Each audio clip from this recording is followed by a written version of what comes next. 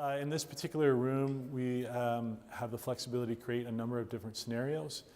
Over here, we can set up a living room sort of situation where the students would come in, deal with people that would be in their living rooms in their homes.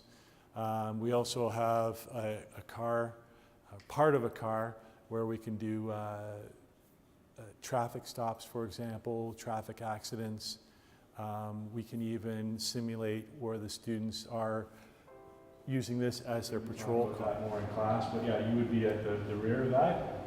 And you want to make sure that you are far enough back that if Taylor were to open up the door, you're not going to be hit or struck. For me, growing up, I've always been a hands-on learner, where I always learn better with the practical explanation rather than just theory. So I feel like that will help with your memory, to remember things, especially when you're always already studying books, reading. At least a hands-on experience, you can get those motor skills in kind of. And when you're going off into the policing world, you have these background where you can know how to handle yourself, especially with verbal communication and dealing with conflicts. So definitely great. Please have your driver's license, registration, and insurance, please. Yes, 1 moment. Here you go. Would you be able to remove it from the wall for me, please, ma'am? Yeah. Okay, so why did you do that? Why do you think? So we do set up some, I guess you could say, rules beforehand, kind of a code of conduct, how we're going to act when we're in the scenario room. So for example, we talk about not using racial slurs or sexist comments. I know we want to portray realism, but at the same time we want to create a safe environment where people aren't going to leave here, our students aren't going to leave here with their feelings hurt or somehow traumatized. So we do have a set of rules. There's no physical contact.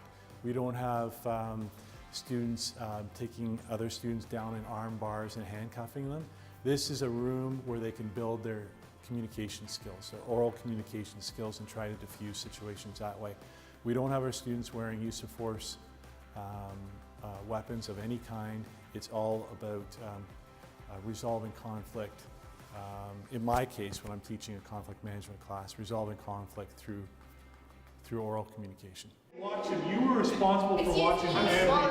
Oh, sorry, okay? Hi, I'm Officer Stewart. Listen. You guys need to go and find him. Yeah. Stop talking to us. Go and One find moment him here. now. 1 moment. He's 5 years old. 1 moment. We need to get This some is your details. fault. If anything happens, Gentlemen. you're responsible. Helps us to apply the things we learn in the classroom versus to actual situations that we might occur in real life. Right. What are you going to say to that? You have no excuse because there's no other witnesses. Exactly. It's her word against yours, right? We got 3 Yeah. lecturers of great professors who have a lot of experience in different walks of life, being from Toronto, the local area, and the highways as well. And I think from their real stories, they can almost convey how that really applies in more of a visual sense in order to give us more of a real life experience and almost a buffer step before we get out into the real world. Please. You go ahead. Hello, is there a problem, officer? Hi, I'm Constable Smith, and this is my partner here, Constable Taylor. Yeah, Frank called the police and got punched in the face. Oh, really? No, I'm not sure anything about that. Is the victim still here? The person that was... Yeah, Frank's back here, and the guy that punched him is left. Okay, is it okay if you came inside? Yeah, come on. Alright, are you both residents of the house? Yeah, we're roommates. Definitely would be very helpful due to workplace stress that you're going to incur in the policing field. I mean, in any field you incur some stress, so you need to learn how to deal with that. We'll get into that, but let's deal with the situation at hand first. Okay, so that's good. Matthew, you picked up, I was trying to, yeah. So the fact that you were polite, you weren't dismissive, but you said, yeah, let's get back to the issue at hand. We try to encourage our students to be good citizens. And that's something that we stress on a daily basis.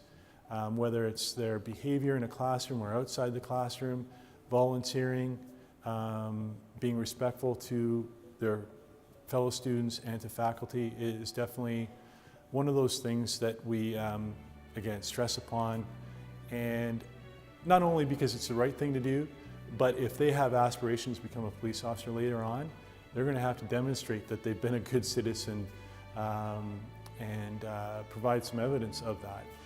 So they're going to need references, whether it's employers or volunteer coordinators, instructors. So they need to have a history of good behavior. Well, to me, it's a huge thing. Like, personally myself, coaching is one way which I found you could really reach out to the community, and a way to connect with the youth is a big thing, to show that the police are someone who can be not only a role model, but also sort of a friend to you.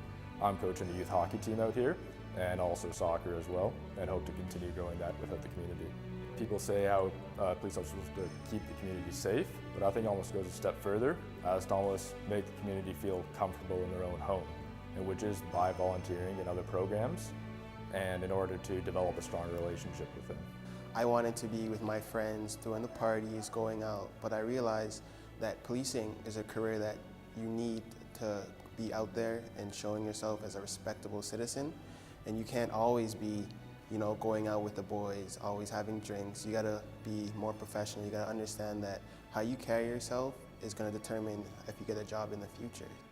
We work in the community. I mean, lots of people volunteer throughout, and we have like our first annual volunteer fair, so we can meet with volunteer groups and get involved as much as we can with the community. And Joe is very good with emailing us with opportunities to get involved with our community. So we really like to get out there and be great ambassadors for the school.